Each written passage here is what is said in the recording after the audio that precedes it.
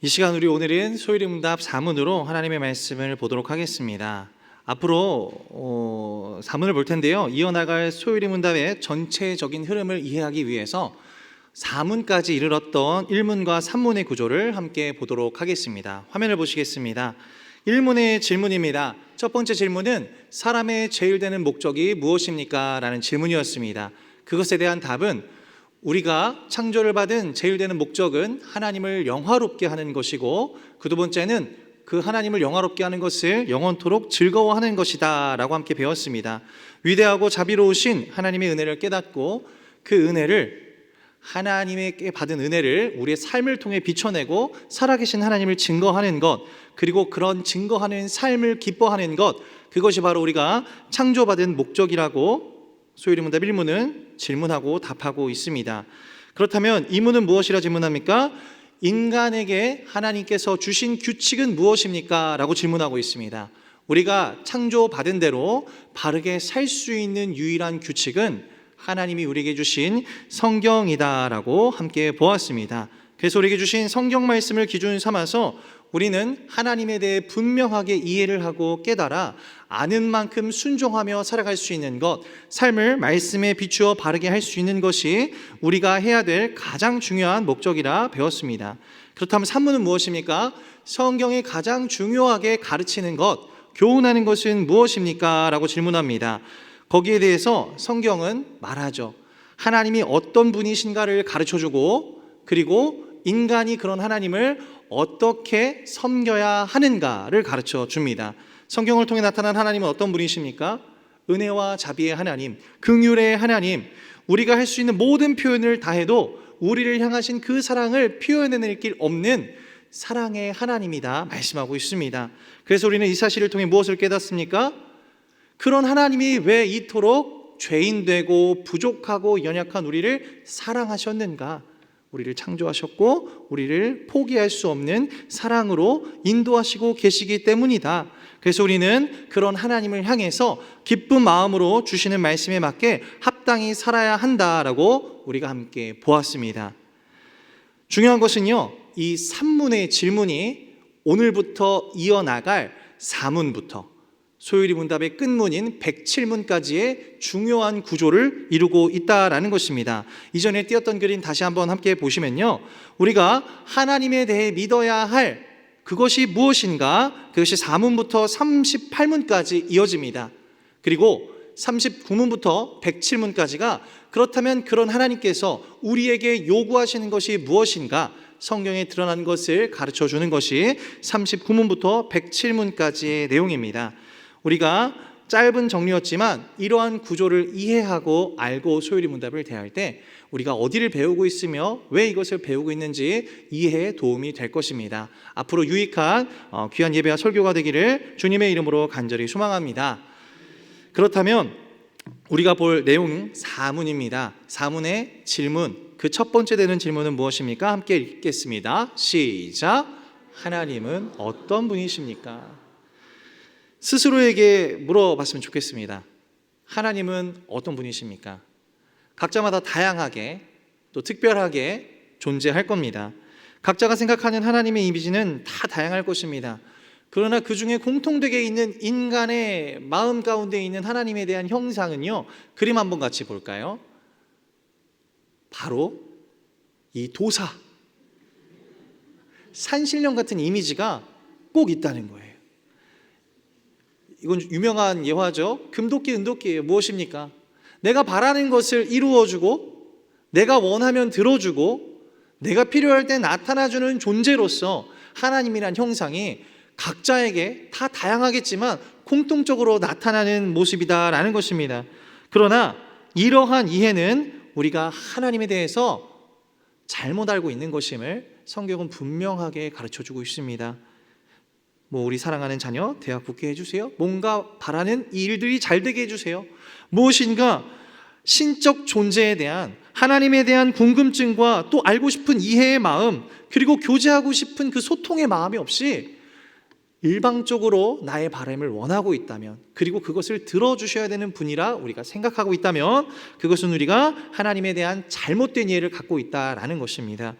그렇다면 진짜 하나님은 어떤 분이실까요? 우리가 이 부분을 빼고 생각한다면 하나님을 설명하는 일이 참으로 어렵습니다. 분명 하나님은 우리의 소원과 기도를 들어주시는 분이지만 이 부분만을 빼고 본다면 우리는 하나님을 설명하라고 하면 사실 첫 문장을 떼기도 힘들 것입니다. 이 소요리 문답을 만들던 분들께서도 이 질문, 사문입니다. 하나님은 어떤 분이신가를 두고 많은 고민을 했다고 합니다. 이 문답을 교리를 만들기 위해 모인 목사님들과 신학자들은요, 성경에 대한 해박한 지식이 있었습니다. 그리고 경건한 삶을 살며 뛰어난 두뇌를 가진 분들이었어요. 그러나 그분들마저도 하나님이 어떤 분인가를 두고 많은 고민을 했다는 것입니다. 그렇게 몇 달 동안 답이 내려지지 않는 기도와 회의와 모임과 연구를 진행했습니다. 그러던 중 한 분이 대표 기도를 했습니다.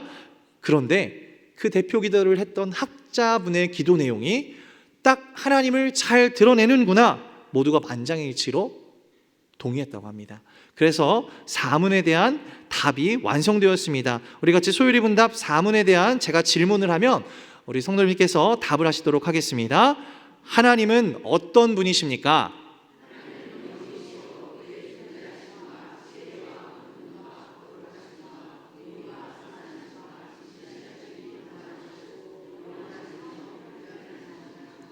영원하시며 불변하신 분이십니다. 우리가 여기에서 많은 것들로 하나님의 속성이 나열되어 있고 하나님의 권능이 표현되어 있지만 가장 먼저 선포하는 게 있습니다. 하나님은 어떤 분이십니까? 가장 먼저 선포하는 게 무엇입니까? 하나님은 영이십니다. 하나님은 영이라는 겁니다. 너무나 중요한 개념입니다. 우리와 같은 몸이나 육신이나 물질로 만들어진 분이 아니라는 것입니다. 하나님은 몸이 없으시기에 우리는 하나님을 눈으로 보거나 손으로 만지거나 어떤 형태로서 접촉할 수 있는 분이 아니다라고 성경은 증거하고 있습니다. 그러니 쉽게 말하면 우리가 찾으려 해도 찾을 수 없고 우리가 만나려 해도 함부로 만날 수 없으며 우리의 의지와 힘이 전혀 닿지 않고 영향력이 행사되지 않는 위대하신 분이라는 거예요. 이 말은요, 하나님은 우리가 하는 모든 것을 초월하신 분, 다시 말하면 신적인 존재, 우리와 격과 존재 차원 자체가 다른 위대하신 분이다라는 것을 오늘 소요리 문답 사문이 우리에게 선포하고 있는 것입니다. 우리가 이 사실을 마음에 믿으시기를 간절히 소망합니다. 우리 같이 유명한 그림입니다. 장님과 코끼리라는 그림인데요, 이거를 모르시는 분은 없을 겁니다. 장님들이 코끼리를 이게 뭔지 모르고 만졌답니다. 그러니까 어떤 사람은 꼬리를 만지더니 지금 내가 만지고 있는 것은 밧줄입니다. 어떤 사람은 코끼리의 다리를 만지더니 이것은 큰 나무입니다. 어떤 사람은 코끼리의 코를 만지더니 지금 내가 만지고 있는 것은 뱀입니다. 어떤 사람은 코끼리의 귀를 만지더니 나풀나풀거리는 것이 큰 부채입니다 라고 얘기했다는 것입니다. 우리는 이것을 보면서 무슨 생각을 합니까? 장님은 아무리 그것을 만져보고 만진 것을 통해 그 물체를 이해하고 깨달으려 해도 결코 깨달을 수 없다는 것입니다. 왜냐하면 눈으로 볼 수 없기 때문이죠. 결코 다양한 모습으로 정의하지만 장님은 코끼리를 정확하게 이해하거나 정의할 수 없다라는 것을 우리는 익히 알고 있습니다. 이와 마찬가지로요, 우리가 하나님을 안다고 하는 것도 이와 마찬가지라는 것을 오늘 소요리 문답 사문이 우리에게 증거하고 있는 것입니다. 마치 장님이 코끼리를 만지는 것처럼 우리는 하나님을 경험하고 하나님의 말씀을 듣고 깨닫고 하나님의 말씀의 뜻이 무엇인지 뜻하는 바를 알아는 가지만 그것을 통해 결코 하나님이 정확히 어떤 분이시며 완전히 하나님을 이해할 수 없다라는 것이에요. 다시 말하면 하나님이 우리에게 직접 알려주시는, 계시해 주시는 만큼만 알 수 있는 게 우리고, 하나님은 그만큼 위대하신 분이시다, 통치자이시며 창조주이시다라는 것을 명시하고 있는 겁니다. 그런데 우리는 하나님을 대할 때, 이곳에 나와 예배할 때, 하나님께 기도할 때 이런 격이 다른 하나님에 대한 사랑과 존경과 경외와 의지함과 기대함이 없는 모습들이 있을 때가 있습니다. 그저 친구 대하듯, 그저 소원 수리를 하는 그런 부모님을 대하듯 뭔가 이뤄주기를 바라며 편하고 쉬운 마음만 가지고 예배를 드리고 있다라는 것이죠. 우리에게 이러한 가볍고 잘못된 생각이 있다면 이 시간 말씀을 통해서, 예배를 통해서 하나님을 경외하는 마음으로 바뀌어지시기를 주님의 이름으로 간절히 소망합니다. 그래서 하나님은 영이시오라는 것이 너무나도 중요한 것입니다. 우리가 하나님 앞에 예배할 때에, 하나님 앞에 설 때에 우리의 마음과 자세를 분명하게 가르쳐주고 있기 때문입니다. 두 번째로, 하나님이 영이시다라는 것은 중요한 부분입니다. 어떤 부분에서 중요합니까? 우리가 하나님을 어떻게 대해야 하는가, 하나님을 어떻게 예배드려야 하는가를 가르쳐주고 있기 때문입니다. 앞서 말씀드린 것처럼요, 하나님께서 물질로 존재하신다면 쉽습니다. 우린 찾아가면 됩니다. 가서 있는 곳이 어디든 비행기를 타든 기차를 타든 시간을 들여서라도 가서 만나면 됩니다. 바람을 안 들어주시면 바짓가랑이라도 붙들고 애원하면 됩니다. 서운하다면 앞에 가서 울어보기도 하고 서운함을, 속상함을 표출하면 됩니다. 그러면 내가 할 수 있는 것을 다 해낸 것입니다. 그러나 하나님은 영이시기에 결코 우리가 주도적으로, 주권적으로 감히 하나님을 만날 수도 없고 하나님 앞에 어떤 행동조차 취할 수 없기 때문에 이 영이신 하나님을 우리가 어떻게 만나고 예배드려야 하는 것인가, 우리는 깊이 고민해 봐야 한다라는 것이죠. 우리가 영이신 하나님을 하나님이 성경에 명시하신 대로 바르게 예배하고 바르게 교제할 수 있는 우리가 되기를 간절히 소망합니다. 그렇다면 이 인간의 능력으로 볼 수도 없고 만질 수도 없는 영이신 하나님을 어떻게 예배해야 할까요? 이 성경을 통하여서 우리가 하지 말아야 할 예배의 모습과 드려야 할 예배의 모습을 함께 살펴보도록 하겠습니다. 출애굽기 32장 4절 말씀입니다. 우리 같이 합독하겠습니다. 시작. 아론이 그들의 손에서 금고리를 받아 부어서 조각칼로 새겨 송아지 형상을 만드니 그들이 말하되 이스라엘아 이는 너희를 애굽 땅에서 인도하여낸 너희의 신이로다 하는지라. 아멘. 이 본문은 하나님께서 절대로 하지 말라고 명시하신 예배의 방법입니다. 결코 이렇게 해서는 안 된다 말씀하시며 성경에 기록하신 예배의 형태입니다. 그것은 무엇입니까? 하나님을 형상화하는 것입니다. 다시 말하면 눈에 보이는 것으로 우리가 감각적으로 느낄 수 있는 형태로 표현하는 것이죠. 사람은 연약합니다. 그래서 누군가 옆에 있어야 든든합니다. 이런 연약함이 이 신앙과 하나님을 향하는 예배의 태도에도 나타나죠. 앞서 보았듯이요, 우리는 결코 하나님에 대해 분명하게 알 수 없습니다. 그렇기 때문에 우리는 하나님을 형상화하려는 그런 내면적인 욕구와 죄성이 있다는 것입니다. 그리고 하나님은 그것은 잘못된 것이며 무시무시한 죄가 된다라고 이 출애굽기 32장 말씀을 통해 가르치고 있습니다. 왜 하나님을 형상화하는 것이 위험하고 죄가 될까요? 우리가 하나님을 형상화한다는 것은 부족한, 마치 장님과 같은 자들이 코끼리를 생각하고 형상화하는 것처럼 하나님을 왜곡하기 때문입니다. 무한하고 전지전능하신 하나님을 우리가 이해하고 받아들일 수 있는 정도로만 하나님을 왜곡하고 초라하게 만들고 무엇보다 우리의 욕망이 바라는 그 욕망의 형상을 따라 하나님을 표현하고 만들어내기 때문에 결코 우리는 하나님을 형상화하지 말라 하나님이 엄포하고 계신 것이죠. 우리가 하나님을 우리가 바라는 모습으로 생각하고 전하고 있다면, 그렇게 살아가고 있다면 우리는 그것을 오늘 이 말씀을 통하여 깊이 바꿀 수 있어야 되는 것입니다. 지금 이스라엘 백성들이요, 이 금송아지를 만든 데는 이유가 있었습니다. 그들은 하나님과 동행했습니다. 출애굽을 해서 이집트, 애굽을 떠나 나와서 1년이라는 시간 동안 하나님의 임재하심과 인도하심을 경험했습니다. 그러나 하나님을 경험한 것이 그들이 직접 하나님을 만난 게 아니라 모세라는 지도자를 통해서 만난 것이죠. 그 지도자를 통해 훈련받고 성장하여 그들이 스스로 하나님을 예배하고 찬양할 수 있는, 하나님과 교제할 수 있는 영적인 단계에 이르렀어야 되는데 그들은 수동적인 신앙생활만 했던 것입니다. 그렇게 보여지는 대로 보고 들려주는 대로 듣고 하라는 대로만 하던 신앙생활이 지속되다 이 모세가 하나님께서 모세를 시내산에 부르시고 40일 동안 그들의 눈에서 보이지 않자 어떻게 된 것입니까? 두려워지기 시작했던 것입니다.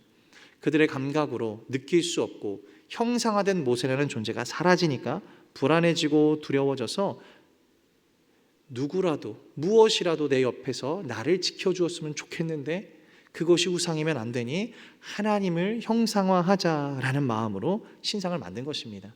그래서 그들이 결국 하나님이라는 형상을 만든 모습이 무엇이었습니까? 금송아지였습니다. 하나님이 금송아지의 형상을 하실까요? 아니죠.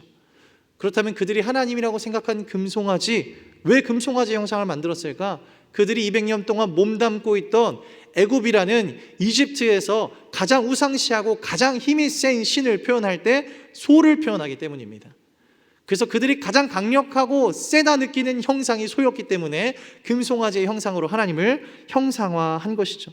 결국 그들이 믿던 하나님을요, 그들은 그저 송아지 모양으로 하나님을 전락시켜버리는 큰 죄악을 저지른 것입니다. 동기는 좋았어요. 하나님이 옆에 계심을 믿고 싶었고 의지하고 싶었습니다. 그러나 하나님은 그것이 옳지 않음을 가르쳐주고 계신 것이죠. 우리에게 이러한 모습이 없는지 깊은 내면까지 돌아볼 수 있기를 간절히 소망합니다. 우리의 소원을 이뤄주시는 분, 내가 바라는 모습으로 임하기를, 기도 제목만을 들어주시기를, 내 뜻대로 나타나 주시기를 바라는 마음이 있다면 이미 우리는 그것을 하나님을 형상화하는, 결코 하나님이 기뻐하지 않으시는 죄를 짓고 있다라는 것이죠. 하나님이 슬퍼하시고 분노하시는 죄, 하나님을 형상화하는 그 근본적인 죄, 하나님이 영이시라는 사실을 부정하는 그 죄가 어디로부터 시작됐는가? 출애굽기 32장 1절 말씀입니다. 우리 같이 합독하도록 하겠습니다. 시작. 백성이 모세가 산에서 내려옴이 더딤을 보고 모여 백성이 아론에게 이르러 말하되 일어나라, 우리를 위하여 우리를 인도할 신을 만들라. 이 모세 곧 우리를 애굽 땅에서 인도하여 낸 사람은 어찌 되었는지 알지 못함이니라. 아멘. 뭔가 사인이 눈에 안 보였다는 거예요. 지금 우리에게 적용해서 말하면 기도하는데 기도 응답이 이루어지지 않는다는 거예요. 내가 열심히 신앙생활하고 교회에 봉사하고 하나님이 기뻐하시는 일들을 내가 오늘도 열심히 하는데 뭔가 하나님이 내 삶을 보살펴 주시는 것 같지 않고, 뭔가 내 삶이 세상의 방식대로 사는 사람들보다 못한 것 같고, 하나님이 과연 살아계신가라는 의문이 드는 상태에 이르렀다라는 거예요. 우리가 하나님을 형상화하지 않는다는 것을 단순히 생각하지 않기를 바랍니다. 내가 원하는 대로, 내가 이만큼 했으면 하나님이 내 순종의 삭스로 이만한 기도 제목을 이루어 주셔야 되는 분으로, 내가 이렇게 하는데 왜 하나님이 나타나지 않으신가라는 의문으로 우리가 하나님을 대하고 있다면, 우리가 바라는 것들로, 눈에 보이는 것들로 하나님이 함께하고 계심을 바라고 있다면, 그것은 지금 우리가 하나님을 영으로 대하는 것도 아니고 하나님을 신으로 섬기는 것도 아니고 그저 우리의 소원수리의 대상, 우상과 같은 모습으로만 대하고 섬기고 있다라는 것을 오늘 말씀이 가르쳐주고 있는 것입니다. 그렇다면요, 우리가 이런 모습을 떠나서 영이신 하나님을 어떻게 만나고 영이신 하나님을 어떻게 예배해야 될까요? 신약 성경에 증거되어 있습니다. 요한복음 4장 24절 말씀입니다. 합독합니다. 시작. 하나님은 영이시니 예배하는 자가 영과 진리로 예배할지니라. 아멘. 하나님은 영이시다. 예수님이 말씀하고 계십니다. 예수님이 지금 사마리아 여인에게 말씀하시는 거예요. 하나님은 영이시다. 그러니 너희가 이렇게 예배해야 되는데 분명하게 선포하시죠. 영과 진리로 예배해야 된다. 이것은 무슨 말씀입니까?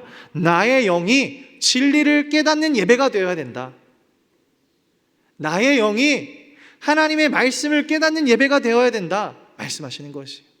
하나님의 말씀을 깨닫는 예배가 되기를 간절히 소망합니다.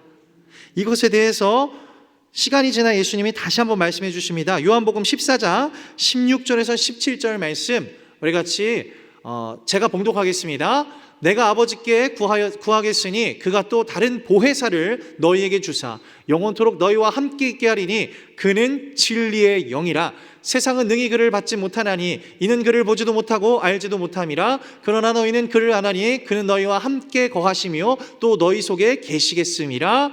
아멘. 우리가요, 영이신 하나님을 예배할 때 영과 진리로 예배해야 되는데 그 영과 진리로 예배하는 것을 도우시는 분이 있다라는 거예요. 성경에 말하신 보혜사, 곧 우리에게 보내신 성령님이라는 거예요. 성령님은 진리의 영이라 표현하십니다. 진리를 비추어 주시고 깨닫게 하시는 분이라는 거예요. 그래서 우리가 성령님과 함께 한다면 항상 성령님이 우리의 마음을 설득하시는 거예요. 세상은 이렇게 살라고 하지만 오늘 들은 말씀대로 이렇게 사는 것이 옳은 것이다. 그래서 성령은 우리를 설득하시는 분이십니다. 다시 말하면 우리가 하나님, 영이신 하나님을 바르게 예배하는 것은 무엇이냐 하면 듣는 예배의 말씀을 통해 우리는 성령의 조명하심을 따라 말씀대로 살기를 결단하고 설득받으며 기뻐하는 마음으로 변화해 가는 모습이 있어야 된다는 것입니다. 오늘 예배를 통해 내가 예배 드렸으니 무엇인가를 이루어 주길 바라고 기도에 응답되기를 바라는 마음으로 안심하는 것이 아니라 내가 오늘 이 예배를 통해서 하나님을 더 알기 원하고 성령이여 깨닫게 하여 주시옵소서. 그리고 깨닫게 하신 것이 있다면, 말씀을 통해 느끼게 하신 것이 있다면 그것을 지켜 행하는 자가 되게 하여 주시옵소서. 소망하고 예배를 드리기 전과 후를 기준으로 변하고 성장하는 예배, 그렇게 하나님을 대하고 만나기를 기대하는 것, 그것이 바로 하나님이 자신을 영으로 대하는 것이며 바르게 예배하는 것이라 우리에게 말씀하고 계신 것입니다. 우리에게 이러한 힘 있는 예배, 우리가 드릴 영적 예배가 되어지시기를 주님의 이름으로 간절히 소망합니다. 예배는 변화가 있어야 됩니다. 예배는 변화가 있어야 됩니다. 예배는 변화가 있어야 하는 것입니다. 오늘 이 예배에 나오기 힘들었지만 꾸역꾸역 나와서 이 예배당의 자리에 앉았을 때 나오기를 잘했다. 이 일들 가운데 하나님이 오늘 이 예배를 통해서 깨닫게 하시는 것이 있구나. 나에게 비춰주시는 성령의 조명하심과 은혜가 있구나. 매 예배 순간순간에 이런 깨달음과 은혜가 있고 그런 비춰주시는 영으로서 우리에게 역사하시는 하나님에 대한 감사와 감격이 있는 그러한 예배가 되어야 한다라는 것입니다. 우리가 이런 바른 예배를 사모하고 바르게 하나님을 경외하고 찬양하고 예배드릴 수 있기를 간절히 소망합니다. 그러면 우리의 바램쯤은 하나님이 우리의 예배의 태도와 대하는 그 모습, 경외함을 기쁘게 받으셔서 머리털까지 세신 바 되신다 하셨습니다. 우리가 알지 못하는 그 깊은 내면의 기도의 제목과 필요까지 하나님이 아셔서 능히 채우시고 역사하시는 줄을 믿으시기를 간절히 소망합니다. 두 번째입니다. 두 번째는 중요한 것입니다. 공유적 속성과 비공유적 속성이 있다는 것입니다. 하나님은 영이십니다. 그러나 우리가 하나님을 전혀 모르지는 않아요. 우리가 전혀 하나님을 느끼지 못하진 않는다는 것이. 다시 말하면 영이신 하나님이지만 하나님은 그런 위대하고 차원이 다르고 격이 다르신 하나님을 우리 스스로가 어느 정도 느끼고 경험하고 깨달을 수 있게 우리를 창조하셨다는 거예요. 어떻게 그렇게 알 수 있을까? 창세기 1장 21절 말씀 합독합니다. 시작. 하나님이 자기 형상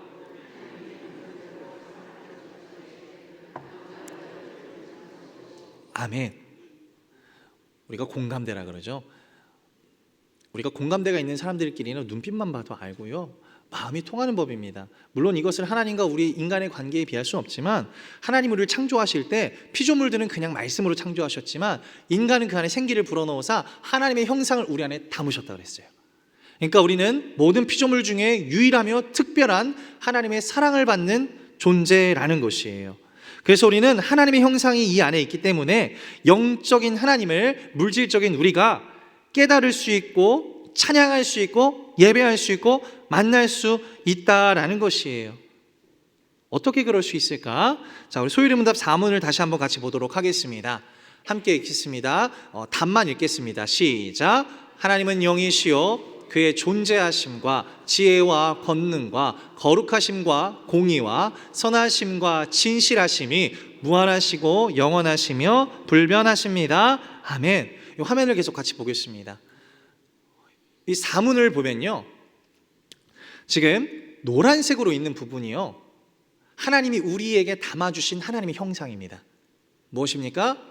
하나님의 존재하심을 통하여 우리가 존재할 수 있는 것이고요, 하나님의 지혜가 어느 정도 우리에게 깃들어 있고요, 하나님의 권능을 우리가 어느 정도 행할 수 있고요, 하나님의 거룩하심을 닮아 우리는 거룩해질 수 있고요, 하나님의 공의함을 닮아 우리는 공의롭게 죄와 구별된 삶을 살 수 있는 것입니다. 더불어 우리는 하나님의 선하심이 이 안에 있어서 선한 삶을 살 수 있는 것이고, 하나님의 진실함의 심이 담겨 있어서 우리는 진실함 곧 성실함으로 이 세상을 이루어가고 살아갈 수 있다는 거예요. 그런데 그 뒤에 있는 주황색 글씨는 비공유적 속성, 하나님의 형상이지만 우리에게 담아주시지 않으신 속성이에요. 그것은 무엇입니까? 무한하심과 영원하심과 불변하심이에요. 그래서 인간은 하나님의 저 공유적 속성, 노란 글씨가 있지만 결코 무한하지 못하고 영원하지 못하고 언제나 변하기 마련이라는 것이에요. 그래도 감사한 것은 우리는 하나님이 우리 안에 담아주신 하나님의 속성 중 공유적 속성을 통해 우리는 하나님이 얼마나 위대하신지를 맛보아 알 수 있고 짐작할 수 있고 감사하고 찬양하고 예배할 수 있는 거예요. 반대로 하나님이 우리 안에 담아주시지 않은, 하나님만 가지고 계신 비공유적 속성을 통해서 우리는 하나님을 우러러보고 차원이 다른 존재라는 것에 감사하고 예배하고 의지할 수 있게 해주셨다라는 것입니다. 우리가 이 사실을 믿으시고 감사할 수 있는 하나님을 예배하는 참된 성도님들이 되시기를 주님의 이름으로 간절히 소망합니다. 하나님은 존재하십니다. 분명히 살아서 존재하십니다. 그래서 이 세상을 운행하십니다. 하나님은 지혜로우셔요. 그래서 그 지혜로 우리를 다스리시죠. 하나님은 권능의 하나님이십니다. 모든 것을 아시고 능치 못하신 것이 없는 분이십니다. 그리고 하나님은 거룩하셔요. 결코 피조물과 같이 섞일 수도 없으며 죄와 구별되신 하나님이십니다. 그리고 하나님은 공의의 하나님으로서 이 세상을 심판하시는 심판자이십니다. 그리고 하나님은 인자하신 분이십니다. 하나님의 인자는 끝이 없고 변함이 없어서 우리를 영원히 사랑하신다라는 것입니다. 하나님은 진실하신 하나님이십니다. 결코 변개가 없으시며 성실하신 하나님이시라는 거예요. 그래서 지금 이 순간도 우리를 위해 그 누구보다 가장 열심과 최선으로 우리를 위하고 계신다라는 것입니다. 우리가 이러한 하나님을 닮아 살아갈 수 있기를 소망합니다. 하나님의 존재하심을 믿고 하나님의 지혜를 사모하고 하나님의 권능으로 오늘도 승리하며 하나님의 거룩을 닮아 죄와 구별되신 삶을 사시고 공의로운 하나님을 따라 심판을 두려워하며 하나님의 말씀대로 사시고 인자하신 하나님을 따라 끝까지 사랑할 수 있는 사랑의 성도님들이 될 수 있기를 간절히 소망합니다. 그리고 오늘도 이 예배를 통해서 무한하시고 영원하시며 불변하신 하나님을 찬양하고 기대하며 하나님의 놀라운 통치와 권능 아래 평안을 누릴 수 있는 우리가 되시기를 주님의 이름으로 간절히 소망합니다.